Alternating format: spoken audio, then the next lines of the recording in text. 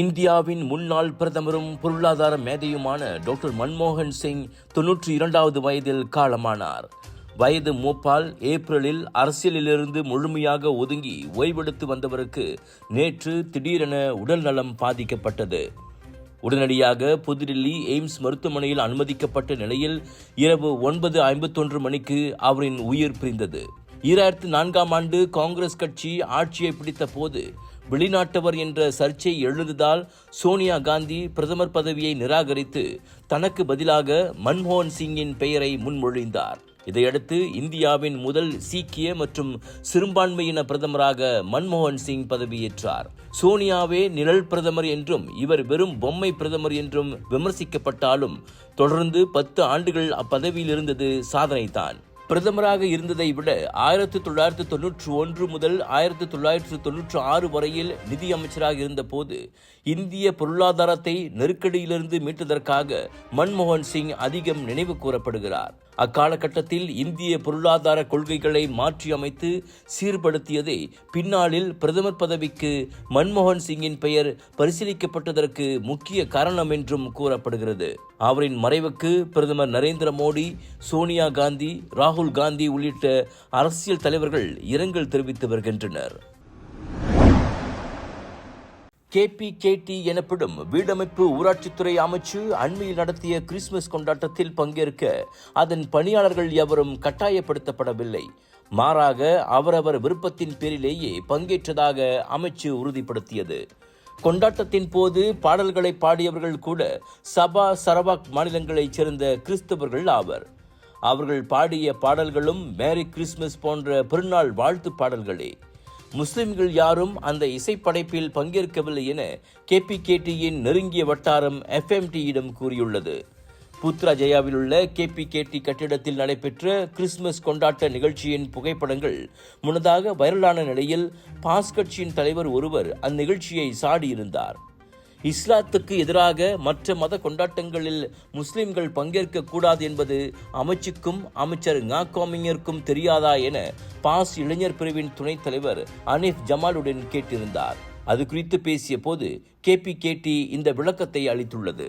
உங்கள் சிறந்த ஆரோக்கியத்திற்கு அளவான எண்ணெயுடன் சிறந்த முறையில் தயாரிக்கப்பட்ட சைவம் அசைவத்திற்கும் பொருந்தும் சூப்பர் ஊறுகாய், பச்சை கொடி சிவப்பு மீன் சின்னம் கொண்ட ஸ்ரீ மீனாட்சி ஊறுகாய்.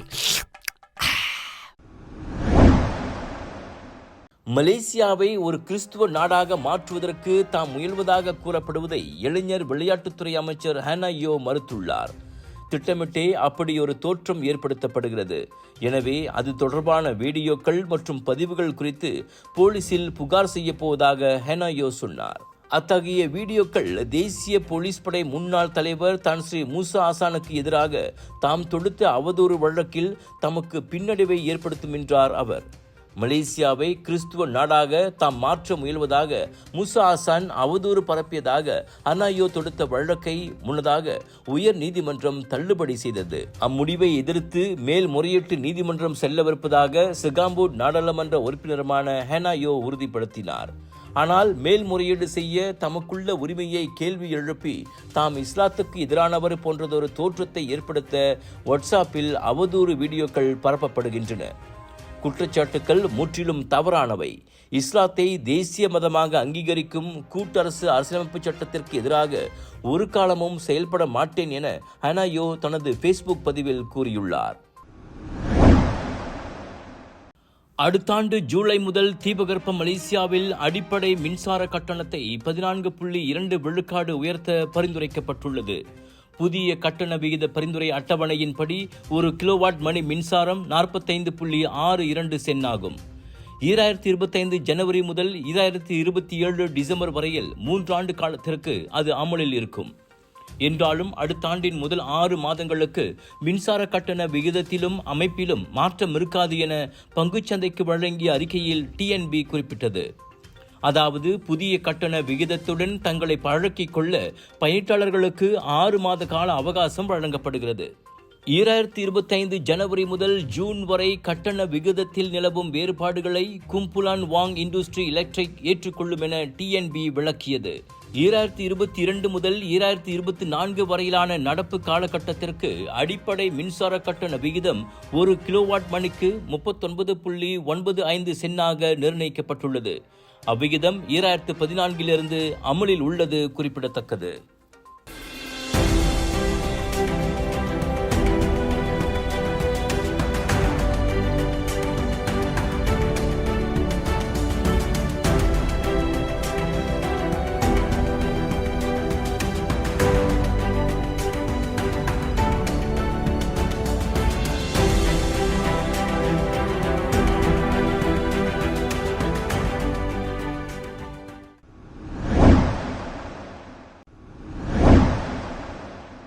கோலாலம்பூர் பண்டார் தாசிக் ஸ்லாத்தான் LRT நிலையத்தில் டிசம்பர் 21 நிகழ்ந்த சண்டை தொடர்பில் கால்பந்து ரசிகர்கள் என நம்பப்படும் 8 பேர் கைதாகியுள்ளனர். ஏற்கனவே டிசம்பர் 24 கைதான இருவரும் அதில் அடக்கம் என கோலாலம்பூர் போலீஸ் தலைவர் டத்தோ ருஸ்டி ஈசா தெரிவித்தார். கலவரத்தில் ஈடுபட்டது மற்றும் பொது சொத்துக்களை சேதப்படுத்தியதன் பேரில் அவர்கள் விசாரிக்கப்பட்டனர். விசாரணை முடிந்து போலீஸ் உத்தரவாதத்தின் பேரில் அவர்கள் விடுவிக்கப்பட்டனர். இந்நிலையில் விசாரணை அறிக்கை மேல் நடவடிக்கைக்காக அரசு தரப்பு துணை தலைமை வழக்கறிஞரிடம் சமர்ப்பிக்கப்பட்டுள்ளதாக டத்தோ ருஸ்டி சொன்னார்.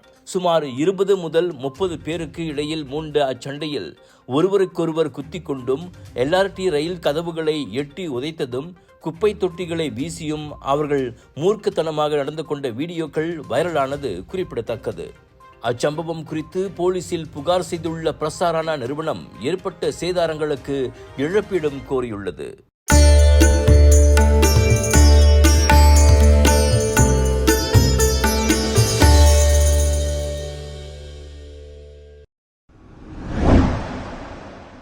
திமுக ஆட்சியை அகற்றும் வரை இனி காலில் செருப்பு அணிய மாட்டேன் என தமிழக பாஜக தலைவர் அண்ணாமலை அதிரடியாக அறிவித்துள்ளார்.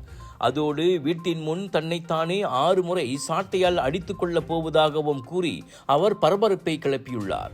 இனி தமிழக அரசியலில் எனது விஸ்வரூபத்தை பார்ப்பீர்கள் என அண்ணா பல்கலைக்கழக மாணவி வன்கொடுமை சம்பவம் குறித்து கோவையில் நடந்த செய்தியாளர் சந்திப்பில் அவர் ஆவேசமாக பேசினார். அடுத்த 48 நாட்களுக்கு முருகனுக்கு விரதம் இருக்கப் போவதாகவும் அவர் சொன்னார். தமிழ்நாட்டில் சட்டம் ஒழுங்கு சரியில்லை, பெண்களுக்கும் குழந்தைகளுக்கும் பாதுகாப்பில்லை. இந்த வன்கொடுமை சம்பவத்தில் சம்பந்தப்பட்ட நபர் திமுகவுடன் தொடர்பு வைத்துள்ளார். இந்நிலையில் FIR விசாரணை அறிக்கை கசிந்துள்ளது அதிர்ச்சியை ஏற்படுத்தியுள்ளது. அதற்கு பொறுப்பேற்று போலீஸ் ஆணையர் பதவி விலக வேண்டும் என்றும் அண்ணாமலை வலியுறுத்தினார். தான் சொன்னபடியே செய்தியாளர் சந்திப்பு முடிந்ததும் அண்ணாமலை தனது செருப்பை கழற்றிவிட்டு நடந்து சென்றார். நாளை காலை 10 மணிக்கு மாநில தலைவராக என்னுடைய இல்லத்திற்கு வெளியே நான் நின்று சாட்டையால் என்னை 6 முறை நான் அடித்துக் கொள்ளப் போகிறேன். சாட்டை என்னை அடிச்சுக்கிறேன். நாளையிலிருந்து திமுக என்கின்ற கட்சி தமிழகத்தில் ஆட்சியிலிருந்து அகற்றப்படும் வரை நான் செருப்பு போட மாட்டேன். செருப்பு போட மாட்டேன். இந்த அரசியல் நாடு 3 வருஷம் பண்ணி பார்த்துட்டேன். அதுக்கு முடிவு வரணும். இன்னைக்கு முடிவு வந்தே ஆகும். சும்மா இத்தனை நாளைக்கு எத்தனையாக நானும் வண்டி ஓட்டுறது. வந்தது வேறு, செய்வது வேறு, நடந்து கொண்டிருப்பது. நாளையிலிருந்து திமுக ஆட்சியிலிருந்து அகற்றப்படும் வரை இந்த பத்திரிகையாளர் சந்திப்பு முடிச்சு செருப்பை கழட்டுனா நீ ஆட்சியிலிருந்து இறங்குற வரைக்கும் நான் செருப்பு போட மாட்டேன். பார்த்துலாம். நாளையிலிருந்து 48 நாட்கள் நான் விரதம் இருக்க போகிறேன். பிப்ரவரி 2வது வாரம் முடியும். 6 படை வீட்டுக்கு நான் போக போகிறேன். சென்னை அண்ணா பல்கலைக்கழக வளாகத்தில் டிசம்பர் 23ஆம் தேதி பாலியல் வன்கொடுமைக்கு ஆளானதாக கூறி மாணவி ஒருவர் முன்னதாக புகார் செய்திருந்தார். கிறிஸ்துமஸ் நாளன்று சந்தேக நபர் கைது செய்யப்பட்டு 4 பிரிவுகளின் கீழ் வழக்கு பதிவு செய்யப்பட்டது.